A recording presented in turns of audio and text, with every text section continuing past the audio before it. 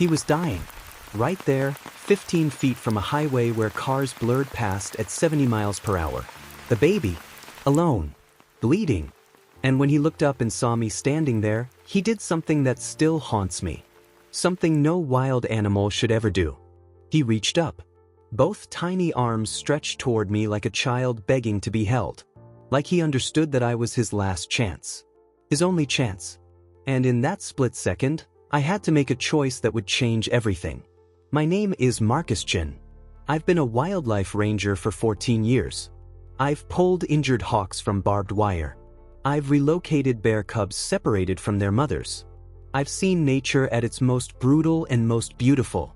And I learned early on that the first rule of wildlife rescue is this: don't interfere unless you're absolutely certain intervention is necessary. Because sometimes, trying to help does more harm than good. But nothing in my training prepared me for what I found on State Route 47 that morning. The call came in around 6:30. A driver had reported seeing something small and dark near the shoulder. Possibly injured. Possibly already dead. These calls were routine.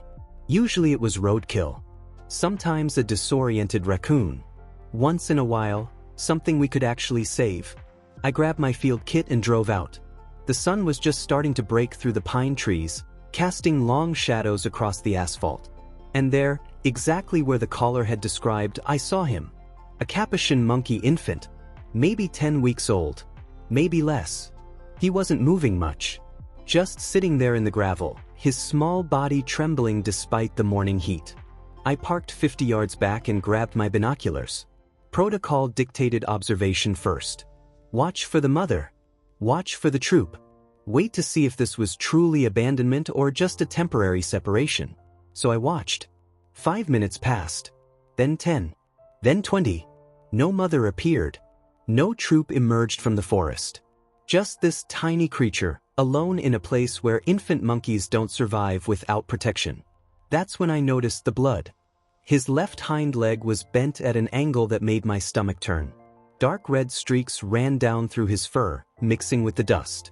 He tried to move, leaving a trail of small crimson prints in the dirt, but hadn't gotten far. Every attempt to put weight on that leg produced a sound I'll never forget. A weak, breathless cry that barely carried over the road noise. I got out of my truck slowly. Approached carefully. Every movement deliberate. His eyes tracked me. Filled with something between terror and desperate hope. And then he did it again. He lifted both arms toward me. That universal gesture.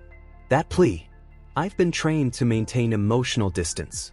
To see animals as animals, not as children or pets or emotional surrogates. But standing there, looking down at this broken little being who somehow understood that I represented survival, I felt something crack inside my chest. I knelt down. Spoke softly. Words didn't matter. Just tone. Just the sound of not threat. He didn't run. Didn't try to bite. Just kept those arms extended, trembling from the effort. When my hand got close enough, his tiny fingers wrapped around my thumb. The grip was surprisingly strong for something so fragile. Like he was holding on to life itself. That's when I knew I couldn't walk away. I lifted him carefully. He weighed almost nothing. Through his matted fur, I could feel every rib. He'd been out here for days. No food. No water. No warmth from his mother's body. His breathing was shallow and rapid. His skin felt cold despite the climbing temperature. Hypothermia. Dehydration. Infection. I wrapped him in my jacket and ran back to the truck. The nearest wildlife rehabilitation center was 35 minutes away. 35 minutes that might as well have been 35 hours. As I drove, he pressed against my chest, seeking heat. His eyes started to close. And I felt panic rise in my throat. Stay with me. Come on, buddy. Stay awake. I talked the entire drive. Nonsense, mostly. But I needed him conscious. Needed that tiny heart to keep beating until we reached help. When we finally arrived, Dr. Sarah Mitchell met us at the door. One look at the infant was enough. Get him inside. Now. The next 3 hours were the longest of my life. I sat in the waiting room while Sarah and her team worked. Every time the surgery door opened, I jumped. Every footstep made my pulse spike. Finally, Sarah emerged. Her scrubs were stained. Her face was exhausted. But her eyes held something I couldn't read. "He's stable." I exhaled for what felt like the first time in hours. "But Marcus, we need to talk about the leg." My heart sank. "The injury is severe. Looks like a predator attack. My guess is a hawk or eagle tried to grab him. There's significant tissue damage, possible fracture, and the wound is badly infected. We've cleaned it, started antibiotics, but what? Even if he heals completely, there's a real possibility he'll have permanent mobility issues. A limp at best. And for a wild Capuchin, that's a death sentence. They live in the canopy. They need to jump, climb, swing. A monkey who can't keep up with the troop is a monkey who doesn't survive." The words hit me like a physical blow. "So what are you saying?" "I'm saying we saved his life today. But we might not be able to give him back the life he was meant to have." That night, I couldn't sleep. I kept seeing those arms reaching up. Kept feeling that tiny hand gripping my thumb. Had I made a mistake? Had I intervened only to condemn him to a different kind of suffering? But when I returned to the center the next morning, something shifted. The baby was awake. Weak but alert. His leg was bandaged, for lines running into his tiny arm. And when he saw me walk through the door, his whole body perked up. He made a soft chirping sound. Reached toward me with one small hand. Sarah smiled sadly. "He's imprinted on you. Sees you as safety. As family. That's a problem, isn't it? It's complicated. On one hand, the more attached he becomes to humans, the harder reintegration will be. On the other hand, right now, that attachment might be what's keeping him alive. He's fighting because he trusts you. Because he believes you won't let him die." Over the next week, I visited every day. Watched him slowly regain strength. First he started drinking on his own. Then eating small pieces of fruit. Then attempting to move around his enclosure, dragging that injured leg behind him. The progress was heartbreaking and miraculous in equal measure. Sarah ran tests. X-rays showed the bone wasn't fractured, which was good news.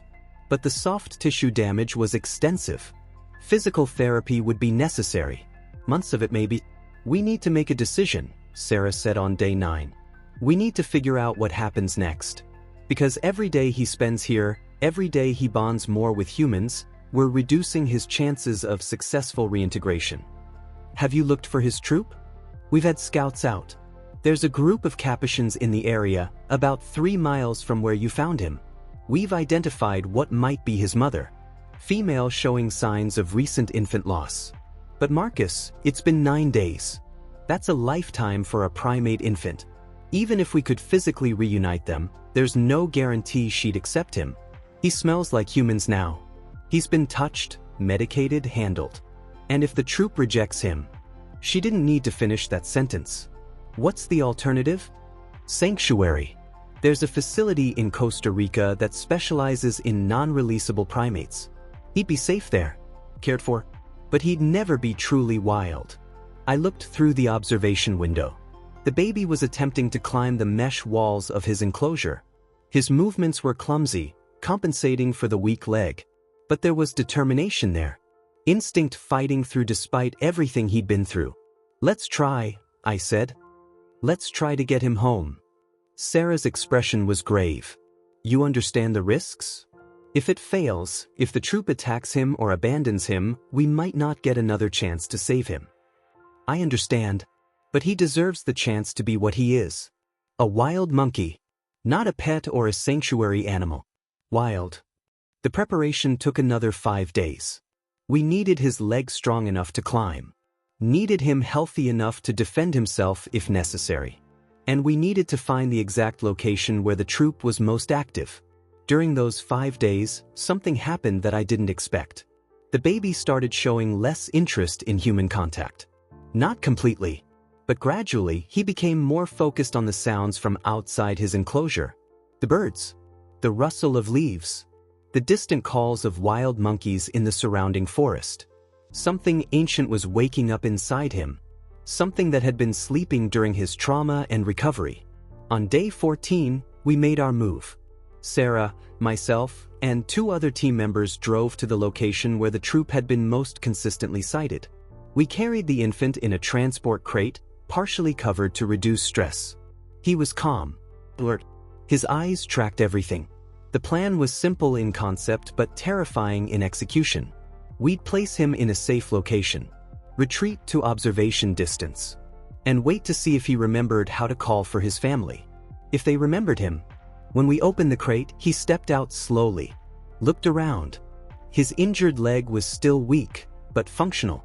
He could put weight on it now, could climb, though not with the fluid grace of a healthy Capuchin. He looked back at us, at me specifically, and I saw something in his expression that felt like a question. Is this where I belong? Then he heard it. A call from high in the canopy. The distinct vocalization of a Capuchin troop. His head snapped up. His ears twitched forward. And he answered. His voice was weak at first, rusty from disuse. But then it grew stronger, more insistent. The sound of an infant calling for its mother. For 10 terrible minutes, nothing happened. The forest seemed to hold its breath. Then movement in the trees. A female descending quickly. She stopped 20 feet up. Watched him. Sniffed the air. The baby called again. That desperate, pleading sound. She came closer. Cautiously. Every muscle in her body tense. She could attack. She could flee. She could do nothing. When she was 3 feet away, she reached out slowly. Touched his head. Examined his leg. Smelled him thoroughly. He froze. Barely breathing. Then she made a decision. She pulled him close. Wrapped her arms around his small body. And he clung to her like he was drowning and she was air itself. Sarah grabbed my arm, pointing. I looked up. The rest of the troop was emerging from the canopy. 7 others. Juveniles. Adults. All watching. And slowly, cautiously, they approached. Touched him. Smelled him. Accepted him back into their world. Within minutes, they were moving through the trees. The baby clutched to his mother's chest, surrounded by his family, disappearing into the forest that had always been his home. I stood there long after they vanished. Sarah eventually pulled me away. You did it, she said quietly. Against the odds. You gave him back his life. But I didn't feel triumphant. I felt emptied out. Grateful and heartbroken in the same breath. 2 months later, I was doing a routine patrol through that same section of forest. I wasn't looking for him. Wasn't expecting anything. But as I walked beneath the canopy, I heard familiar sounds. A troop moving through the branches. I looked up, and there he was. Bigger now. Stronger. Moving with more confidence, though I could still see the slight hitch in his movement from that leg. He was playing with other juveniles. Chasing. Being chased. Living the life he was supposed to live. He paused for just a moment. Looked down. Our eyes met. I don't know if he remembered me. I don't know if that moment meant anything to him at all. But it meant everything to me. Because I got to see what happens when you choose not to look away. When you decide that a life, any life, is worth the risk and the effort and the uncertainty. He went back to playing. I continued my patrol. And somewhere in the space between rescue and release, between human intervention and wild freedom, I learned something I'll carry forever. Sometimes the bravest thing you can do is help something survive. And then let it go. This is the story of a baby who asked for help with arms too small to hold anything but hope. And a man who decided that hope was worth answering. It's a reminder that compassion doesn't require certainty. It doesn't require knowing how things will end. It just requires showing up in the moment when someone needs you most. Because that's what separates us from the indifferent world around us. Not that we're stronger or smarter or more important, but that we have the capacity to see suffering and choose, despite everything, to do something about it. Even when it's hard. Especially when it's hard.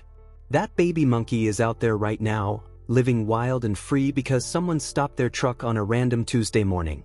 Because someone chose action over apathy. Because someone believed that one small life mattered. And maybe in the end, that's all any of us can do. See the suffering in front of us. Extend our hands. And trust that sometimes, just sometimes, it's enough to change everything.